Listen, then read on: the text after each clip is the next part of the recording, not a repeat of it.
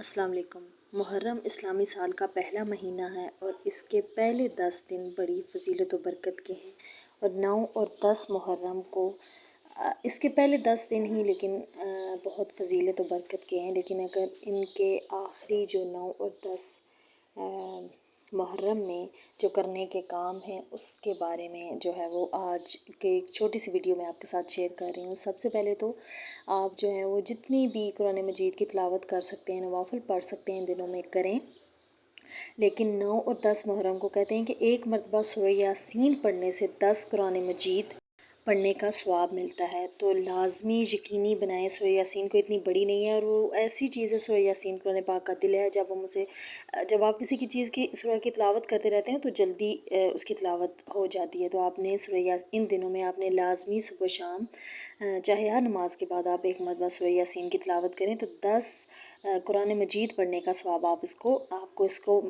ملے گا آپ کو، چونکہ آخرت میں ہمیں ایک قطرہ بھی ہم اپنی نیکیوں کو بڑھانا چاہیں گے کہ ہمارا پلڑا جو ہے وہ باری ہو، تو 10 قرآن مجید پڑھنے کا ثواب آپ کو ایک سورہ یاسین پڑھنے پر مل جائے گا۔ تو اس جو ہے وہ وظیفے کو آپ نے لازمی کرنا ہے۔ اور سیکنڈ جو کام ہے، کہتے ہیں کہ 9 اور 10 محرم کو آپ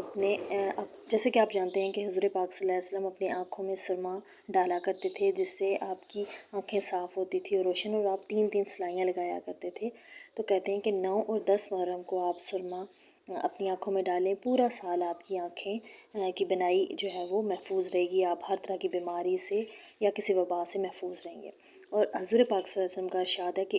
ان 2 دنوں میں جو اپنے بچوں کے اوپر رزق کی فراگی کرے گا تو وہ پورا سال اللہ پاک اس کے اوپر رزق کی فراگی کریں گے۔ تو یہ وہ اعمال تھے جو میں ہر عاشورہ والے دن کرتی ہوں، ہر سال کرتی ہوں، تو میں نے سوچا کہ آپ کے ساتھ بھی شیئر کروں۔ امید کرتی ہوں کہ میری آج کی جو ویڈیو ہے اور آج کا ٹاپک آپ کے لیے جو ہے وہ ہیلپ فل رہا ہوگا۔ یہ لازمی آپ نے 2-3 کام کرنے ہیں، تو انشاءاللہ آپ مجھے بھی دعاؤں میں یاد رکھیں، اور آپ دیکھیں گے کہ سارا سال آپ کے رزق میں فراگی رہے گی۔ اللہ حافظ۔